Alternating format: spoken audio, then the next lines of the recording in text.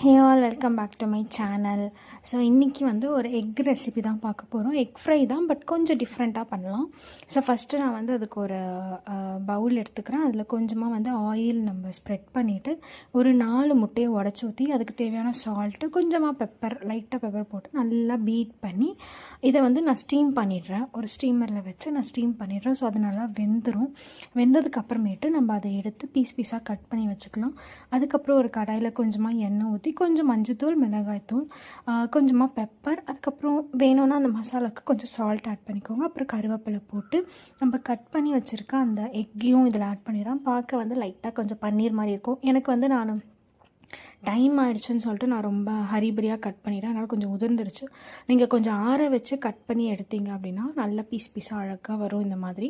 So இது நல்லா வந்து ஃப்ரை பண்ணிட்டோம் அப்படின்னா எக் ஃப்ரை தான், பட் கொஞ்சம் டிஃப்ரெண்ட்டாக கிட்ஸுக்கெலாம் கொடுத்திங்கன்னா கொஞ்சம் டிஃப்ரெண்ட்டாக இருக்குன்னே கண்டிப்பாக வந்து சாப்பிடுவாங்க. இந்த மாதிரி ட்ரை பண்ணி பாருங்கள். ஸ்பைஸியாக சூப்பராக இருக்கும்.